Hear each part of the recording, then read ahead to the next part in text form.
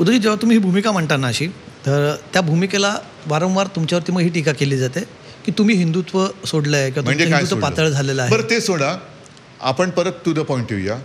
सोयाबीनला भाव नाही, कापसाची खरेदी नाही, लोकांना नोकऱ्या नाही आहेत, महिला सुरक्षित नाही आहेत, महिलांना सुद्धा रोजगार मिळत नाही आहे, महाराष्ट्राचे उद्योग गुजरातला जात आहेत. ह्या सगळ्या गोष्टीवरती ते का बोलत नाहीत? झालं ना, आम्ही राम मंदिराच्या वेळेला तुमच्यासोबत होतो. ते राम मंदिरसुद्धा तुम्ही बांधलं, ते गळकं बांधलं. संसद भवन बांधलं, ते गळकं बांधलं. कुठे एअरपोर्टचं छत कोसळतंय, कुठे पुलाला तडे जात आहेत. म्हणजे आता यांचं तुटेंगे और फटेंगे असं झालेलं आहे भाजपचं. आता फटेंगे झाल्यामुळे आता त्यांना हे सगळं आठवतंय.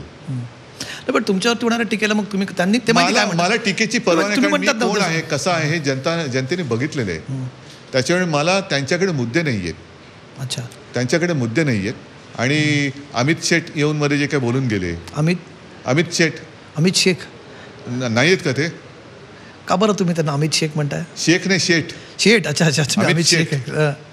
अमित शेठ मध्ये जे काही येऊन बोलून गेले, त्यांचं महाराष्ट्राच्या निवडणुकीशी भाषण, कुठलं एक तरी भाषण महाराष्ट्राच्या निवडणुकीशी संबंधित आहेत, महाराष्ट्राच्या जनतेच्या, ते काय, किंवा नरेंद्र मोदी येऊन गेले, जनतेच्या प्रश्नाशी निगडीत असलेलं भाषण दाखवा.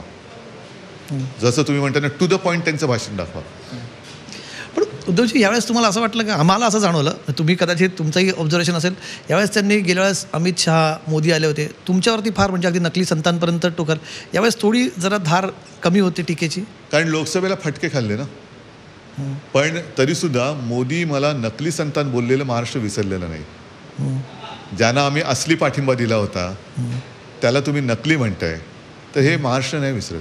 महाराष्ट्र कसं आहे, महाराष्ट्र कोणावरती आक्रमण नाही करत, पण कोणी आक्रमण केलं तर सोडत नाही महाराष्ट्र.